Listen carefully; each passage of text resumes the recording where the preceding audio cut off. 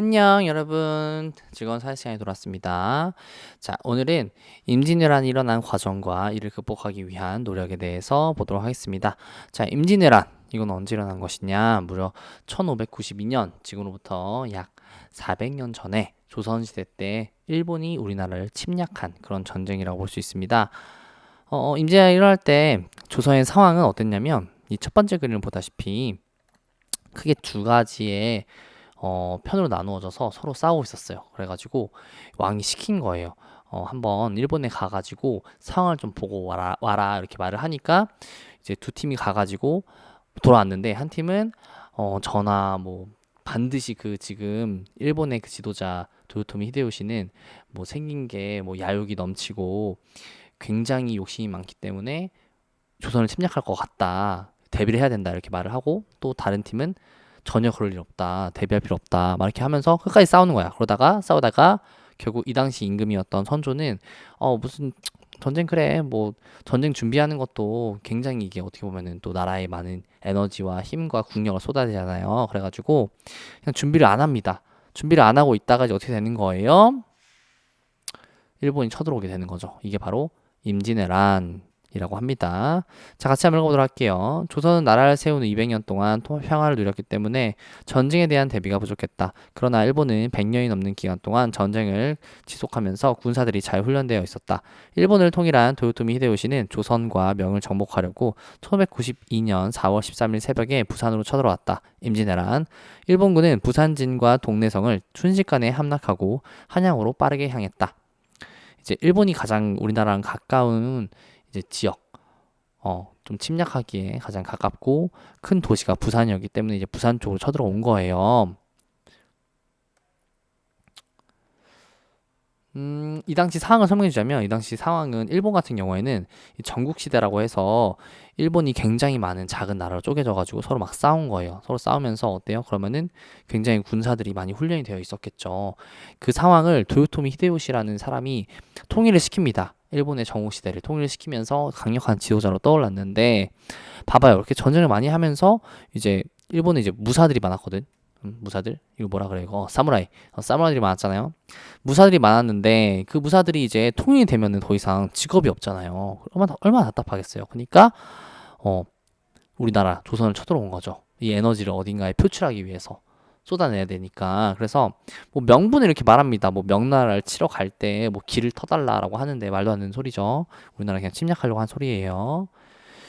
자, 조선은 일본군에 맞서 싸웠다가 계속 졌고, 선조는 한양을 버리고 의주까지 피난했다.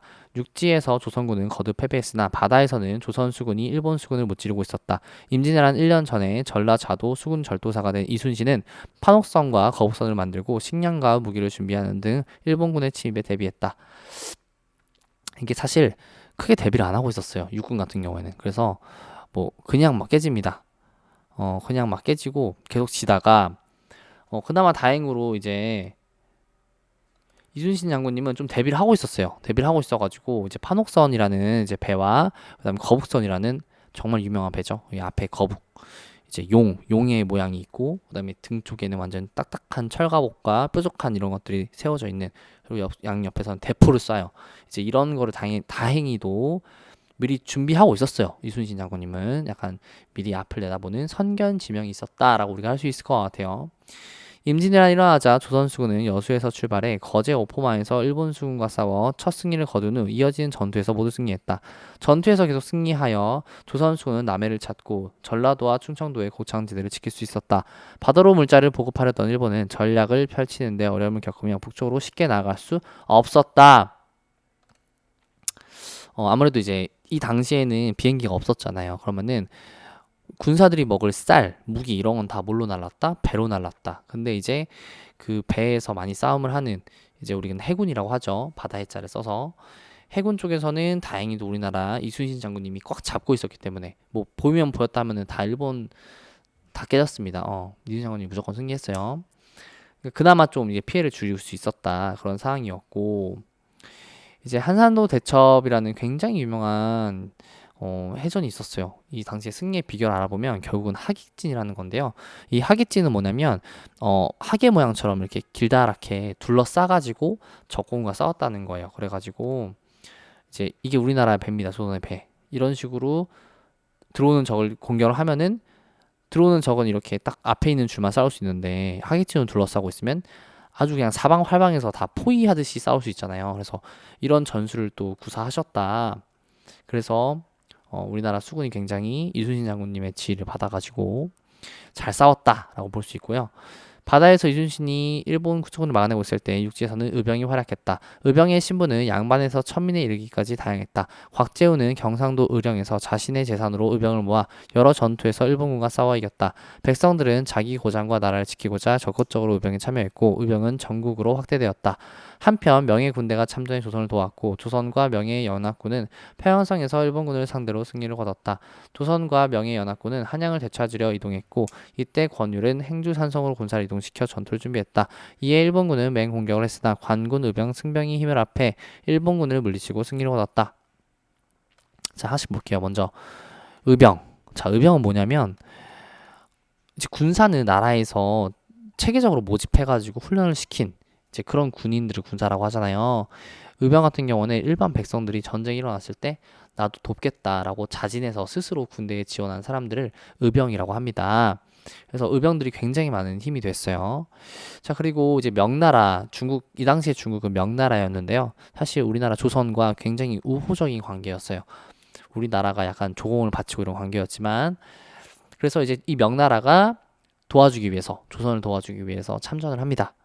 참전을 했고, 그리고 이제 또 권율 장군이라고 있었는데, 행주산성에서 이제 굉장히 많은 외적의 몇몇 명이 되는 외적을 단 2,300명의 군사로 물리칩니다. 이때 물리칠 수 있었던 거는 이제 화차라는 무기를 개발을 했었고, 그리고 백성들이 서로 힘을 합해줘서 막 무기가 없는 백성들도 돌을 막 위에서 떨어뜨려주고, 그리고 또 아녀자들 이제 막 이제 여자분들도 전쟁을 돕기 위해서 행주치마에다가 돌을 날라가지고 이렇게 돌을 도와줬다. 날라서 갖다 주면은 남자들이 그걸 돌을 이제 위에서 아래로 떨어뜨려 가지고 이런 식으로 외적을 물리쳤다. 이렇게 보시면 되겠습니다. 한마디로 다 합쳐가지고 힘을 합쳐가지고 이렇게 외적과 싸울 수 있었던 겁니다. 자, 행주대첩에서 크게 패한 일본군은 강화회담을 제안했다. 하지만 강화회담은 실패했고 일본군은 다시 침입했다. 이제 임진왜란이 길어지다가 이제 행주대첩을 이제 계기로 해가지고 다시 어떤 좀 화해 제스처가 왔다가 일본한테 화해라고? 화해는 좀 그렇고 이제 전쟁을 그만하자 휴전협정처럼 왔다가 이놈들이 다시 전열을 재정비해서 다시 침입을 합니다. 조선을. 그게 바로 다시 일어났다. 정유년에 다시 침입을 했다라고 해서 정유재란이라고 합니다. 자, 이순신은 강화회담 중에도 일본군의 침입에 대비했지만 조정의 잘못된 판단으로 감옥에 갇혔다. 이순신을 대신해 수군을 이끄는 왕규는 칠전량 해전에서 크게 패해 조선 수군은 거의 전멸했다. 감옥에서 풀려난 이순신은 수군과 파우선을 정비했다. 그리고 명량 해협에서 일본군을 상대로 뛰어난 작전을 구사해 큰 승리를 거뒀다. 이 명량이라는 그래서 그 영화도 있잖아요. 그 최민식 배우님이 딱 나오셔가지고 얼마 후 도토미 히데요시가 사망해 일본군이 조선에서 철수하면서 7년간의 긴 전쟁이 끝이 났다라고 우리가 정리할 수 있겠습니다. 이때 이제 너무 아쉬웠던 게 이순신 장군님이 이제 모함을 받아가지고 감옥에 갇혀요. 감옥에 갇힌 사이에 이제 원균이라는 사람이 대신 수군을 이끌었는데 이 수군이 뛰어난 것도 있지만 사실 이순신 장군님의 그 지휘력, 통솔력, 전략 이런 게 굉장히 뛰어났어요. 그분이 없으니까 바로 우리나라 수군이 이렇게 박살이 났잖아요. 이때 모함을 받았던 이유가 또 있는데 설명하니까 목이 좀 아픈데 계속 말했더니 이런 거였어요. 한마디로 이순신이 계속 전쟁에서 승리를 하니까 백성들도 너무 이순신을 좋아하고 명성이 높아지니까 좀 이제 불안한 마음들이 드는 거야. 조정에서는. 그런 찰나에 이순신이 이제 이런 사건이 있었습니다. 이 당시에는 이제 과거제도라는 걸로 관리를 뽑았는데 이제 과거제도를 주관하는 그거는 심사하고 뽑고 이 자리는 사실 조정에서만 했었는데 이때 이순신이 전쟁 중이라 급박하니까 이제 이쪽 지역에 있는 무술로 장군 뽑는 거는 이제 제가 선발을 하겠다라고 올렸다가 이제 이순신을 평소에 시기하고 질투했던 신하들이 막 모함을 하는 거죠. 전하, 이순신 장군이 지금 역모를 꾀하고 있습니다. 막 이러면서 이순신을 이제 감옥에 가둔 거예요. 가뒀다가 수군이 막 전멸하고 막 깨지니까 그때서야 다시 이순신을 풀어주면서 복귀를 했는데, 이때 그 유명한 그 말이 있잖아요. 배가 그 많던 배들이 다 불타서 없어진 거예요. 전투에서 패해가지고. 그때 이제 조정에서 이순신 장군한테 괜찮겠냐, 그냥 권율 장군이 이끄는 육군이랑 합쳐서 수군을 포기하고 그렇게 싸워라라고 하니까 이순신 장군이 그 명언을 딱 날립니다. 전하, 신에게는 아직 12척의 배가 남아 있습니다 라고 딱 하면서. 좋아요. 자, 이 아래 이제 조선의 상황과 일본의 침략 경로 같은 거 더 보시고요. 그다음에 이순신이 어떤 사람이었을지 여러분들 각자 적어보면 되겠습니다. 정리를 하자면 이 임진왜란 굉장히 이제 뼈아픈 역사의 한 면모를 우리가 볼 수가 있어요.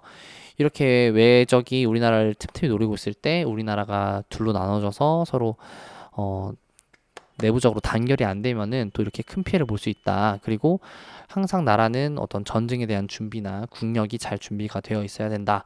왜냐하면 전쟁이라는 건 언제 일어날지 모르기 때문에 또 그런 교훈을 얻을 수 있을 것 같고요. 또 이순신 장군은 사실 세계적으로 봤을 때 정말 역사에 길이 남을 엄청난 그런 전쟁을 승리로 이끄는 그런 기록들이 있습니다. 그래서 이때 명량 대첩도 그렇고요, 한산도 대첩도 그렇고요, 정말 말도 안 되는, 세계사적으로 그런 유례가 없는 이제 그런 많은 전쟁들이 있어요. 명량 대첩 같은 경우도 12척, 말마다 13척이라는 데도 있어요. 기록에 12척, 13척의 배로 거의 200척이 넘는 왜군의 배들을 물쳤다, 침입을 물쳤다, 이제 이런 기록이 있을 정도로 정말 말도 안 되는, 어떻게 보면 언빌리버블한 이제 그런 역사를 전공을 세우셨기 때문에 우리가 또 굉장히 많이 그분을 이제 기리면서 굉장히 본받을 만한 분이죠. 좋습니다. 자, 오늘의 수업은 여기서 마치도록 하겠습니다. 고생했고요. 다음 시간에 또 만나도록 하겠습니다. 여러분 안녕.